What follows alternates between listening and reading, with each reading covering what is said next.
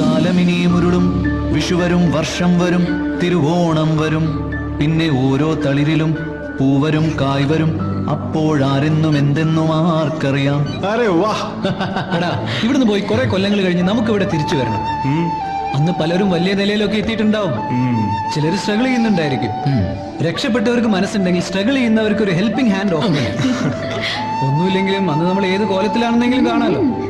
പിന്നെ ഇന്ന് സീരിയസ് ആയി ചെയ്യുന്ന പല കാര്യങ്ങളും അന്ന് തമാശയോട് ഓർത്ത് ചിരിക്കാൻ പറ്റും.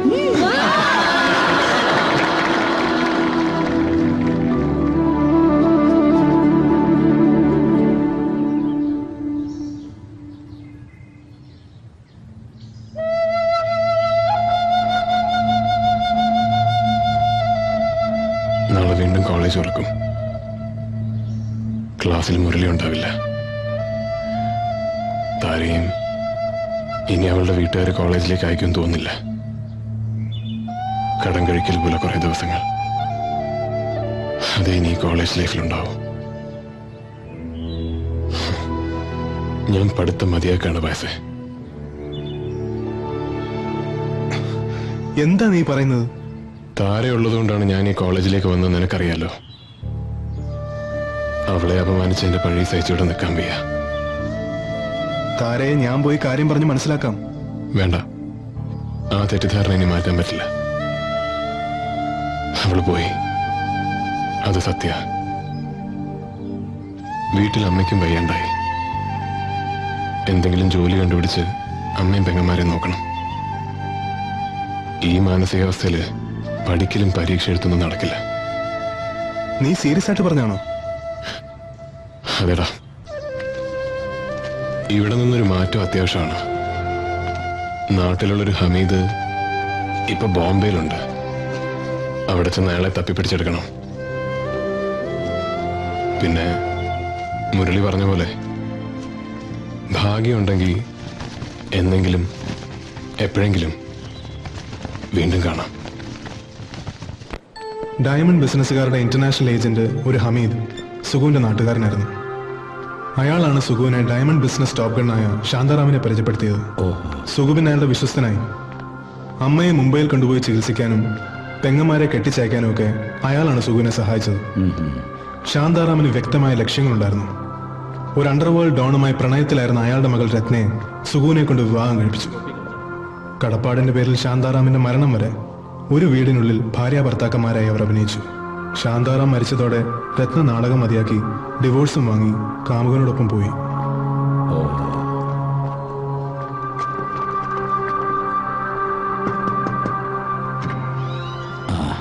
സർ, ശരി. ഇതിനിടയിൽ എപ്പോഴെങ്കിലും അവൻ താരയെ കണ്ടിട്ടുണ്ടോ? ഇല്ല. കോളേജിൽ നിന്ന് പിരിഞ്ഞത് പിന്നെ ഈ ഫംഗ്ഷൻ വന്നപ്പോഴാണ് അവളെ കാണുന്നത്. അവളുടെ വരവിന് പിന്നിൽ എന്തോ ഒരു ഹിഡൻ അജണ്ട ഉണ്ടായിരുന്നു സർ, അതുറപ്പാ.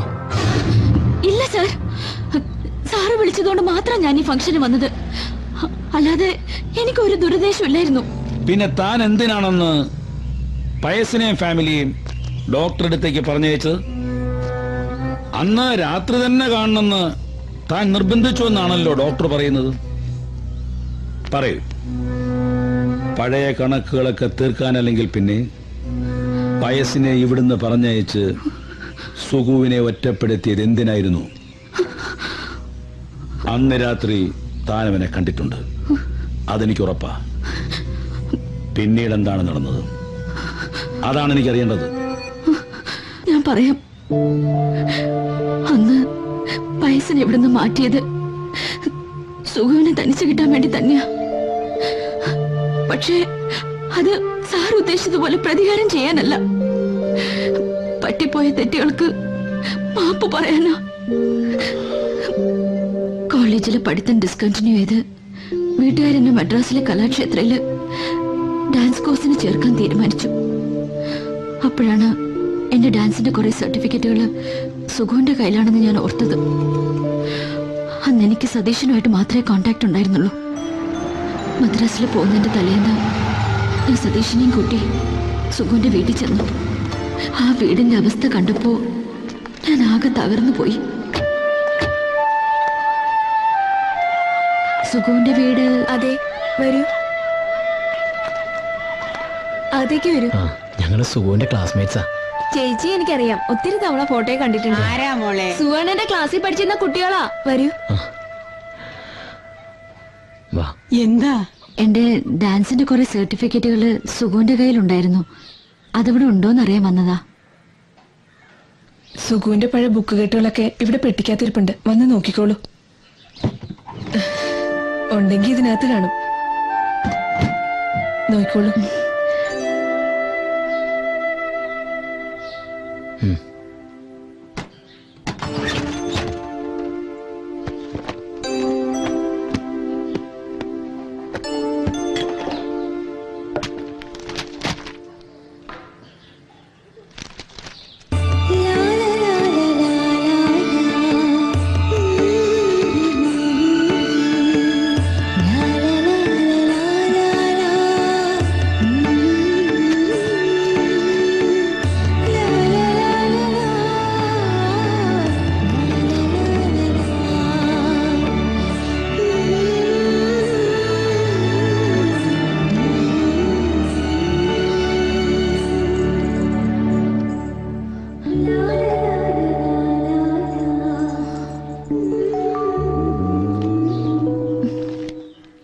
സർട്ടിഫിക്കറ്റ് ഒക്കെ കിട്ടി, ഞങ്ങൾ ഇറങ്ങാ. ഒരു ചായ പോലും കുടിക്കാതെ. ഏയ് ചായ ഒന്നും വേണ്ട. ബോംബെയില് സുഗുന് വിശേഷമൊന്നുമില്ലല്ലോ. അവൻ അവിടെ കിടന്ന് നരയിക്കല്ലേ, അതിൽ കൂടുതൽ എന്ത് വിശേഷം ഉണ്ടാവാനാ? എങ്ങനെ നരയിക്കായിരിക്കും? ഞാൻ വീടാന്തരം കേറി ഇറങ്ങി നാടുകൊടിയ അലക്കി കിട്ടിയ കാശ് കൊണ്ടാ അവനെ കോളേജിൽ അയച്ചത്. മുണ്ട് മുറുക്കി കൊടുത്തും ഇതുങ്ങളെ പട്ടിണി കിട്ടുവാ ഹോസ്റ്റലിലേക്ക് മാസം തോറും കാശ് അയച്ചു കൊടുത്തത്. എന്നിട്ട് പരീക്ഷ പോലും എഴുതാതെ എല്ലാം കൊണ്ടുപോയി തൊലച്ചില്ലേ? അമ്മേ, നീ ഉണ്ടായിരിക്കടി.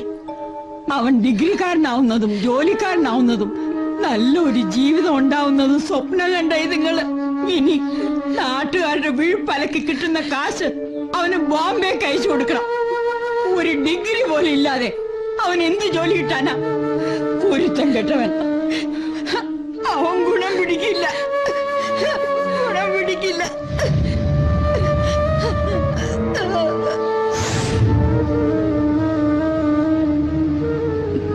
എന്നെ മാത്രമല്ല, ആ പാവം വീട്ടുകാരെയും കൂടെ വഞ്ചിച്ചിട്ടാ അവൻ ബോംബെക്ക് പോയത്. ദുഷ്ടനവൻ. അവന്റെ കയ്യിൽ നിന്ന് ഞാൻ രക്ഷപ്പെട്ടത് തന്നെ ഭാഗ്യം. സ്വന്തം അമ്മയുടെയും പെങ്ങന്മാരുടെയും കണ്ണീര് കാണാൻ കഴിയാത്ത തനി ഹിപ്പോക്രേറ്റാണവൻ. ആ അമ്മ പറഞ്ഞു കേട്ടില്ലേ, ഈ ശാപമെല്ലാം അവൻ എവിടെ കൊണ്ട് തീർക്കും?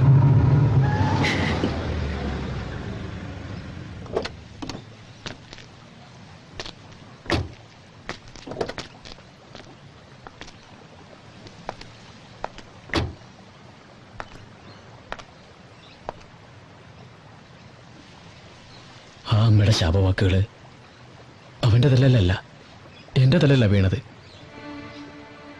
അവൻ കോളേജിൽ നിന്ന് പഠിത്തം നിർത്തി പോയതിന്റെ കാരണക്കാരൻ ഞാനാണ്. തന്റെ കത്ത് ബാലറ്റ് പെട്ടിയിലിട്ടത് ഞാനാ.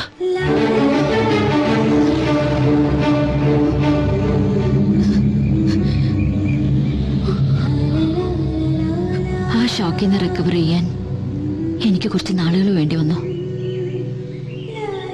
പിന്നീട് മദ്രാസിന് ആദ്യത്തെ വെക്കേഷൻ വന്നപ്പോൾ സുഗുവിന്റെ ബോംബെയിലെ അഡ്രസ്സ് മേടിക്കാൻ ഞാൻ വീണ്ടും അവന്റെ വീട്ടിൽ പോയി. പക്ഷെ അപ്പോഴേക്കും സുഗു അമ്മയും സിസ്റ്റേഴ്സിനെയും ബോംബെക്ക് കൊണ്ടുപോയിരുന്നു. എന്റെ ആദ്യത്തെ ഡാൻസ് പ്രോഗ്രാം ബോംബെയിലെ ഷൺമുഖാനന്ദ ഹാളിൽ വെച്ചായിരുന്നു. അന്ന് അവിടെ അത് അറേഞ്ച് ചെയ്തെന്ന മണി നായർ സുഗുവിന്റെ ബോസ് ശാന്താറാമിന്റെ ഫാമിലി ഫ്രണ്ടായിരുന്നു. അയാളിൽ നിന്നാണ് സുഗുവിന്റെ കല്യാണം കഴിഞ്ഞ വിവരം ഞാൻ അറിയുന്നത്. വിഷമമൊന്നും തോന്നിയില്ല. അവന്റെ കുടുംബത്തെ രക്ഷിക്കാനാണ് അത് ചെയ്തതെന്ന് എനിക്കറിയായിരുന്നു. പിന്നീട് ഈ മണി നായർ എന്റെ നോർത്ത് ഇന്ത്യൻ പ്രോഗ്രാമുകളുടെ കോർഡിനേറ്ററായി. അയാളിൽ നിന്നും സുഗു ഡൈവേഴ്സ് ആയതുവരെയുള്ള കാര്യങ്ങൾ ഞാൻ അറിയുന്നുണ്ടായിരുന്നു. പണ്ട് ഞാൻ അവനൊന്ന് വിശ്വസിക്കാൻ കൂട്ടാക്കിയിരുന്നെങ്കിൽ അവന് ഈ ഗതി വരില്ലായിരുന്നു. എല്ലാം ഏറ്റു പറഞ്ഞ് അവനോട് മാപ്പ് പറയാനാ ഞാൻ ഈ ഫംഗ്ഷന് വന്നത്.